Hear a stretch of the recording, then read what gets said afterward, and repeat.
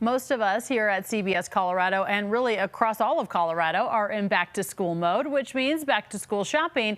And that isn't limited to school supplies and new clothes. Today we're talking about food. Since 2022, schools have opted into the Healthy School Meals for All program. It allows kids to enjoy free breakfast and lunch, and it also encourages school districts to buy local food and boost wages for staff. And that takes away the stress of grocery shopping and meal prepping. We were just talking about this for the week. So joining me now is Kim Kilgore, the Director of Food and Nutrition for Cherry Creek Schools. Thank you so much for being here. Thank you for having me. Food, obviously, we know is such an important part of our lives. So students experiencing hunger tend to struggle academically. Hunger-Free Colorado says they are more prone to behavioral issues and problems, emotional, mental, and physical issues. So tell us a little bit more about how food and education go together.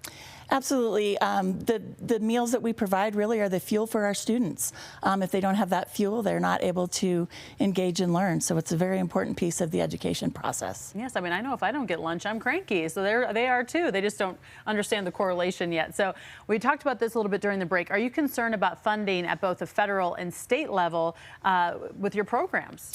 Yes, especially at the state level, because if the two ballot measures don't pass in November, there will be some major changes to the Healthy Free Meals for All, which would affect many, many students that wouldn't be able to get those meals for free. Yeah, such an important program. So the Healthy Meals for All is the free lunch program. And again, it is on the ballot this November. So if we don't pass it, there's a huge risk of that going away.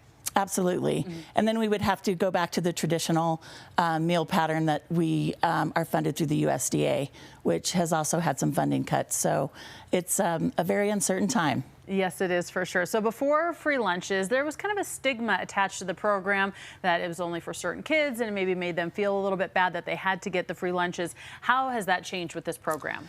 It really has erased that entire stigma. Now that it's free for everyone, we see such a huge participation, even at our high school level.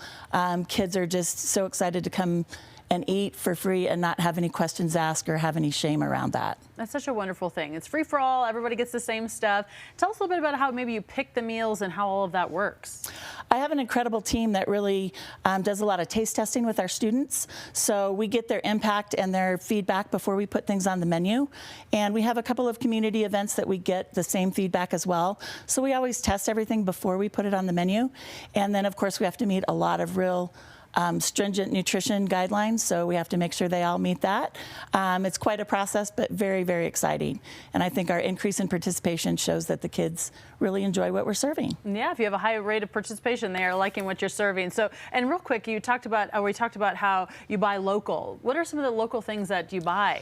We do as much as we can because of our large size. That's rather difficult, but we do buy as much local produce as we can from local farmers. We work with them, especially in the fall, to get what we can. And then some local producers, some tortilla producers and things like that. So we really try to go local if we can to support the Colorado proud. That is so wonderful. Keeping the community involved as well. I'm sure they want to participate too. So thank you, Kim, so much for being here. We know school's starting, and all month long we're going to be talking about going back to school. Cherry Creek, Greeley, Evans, and Platte Canyon students all go back to school next week. It's hard to believe it's that time of year. It is wild. It's crazy. Get ready to get up early.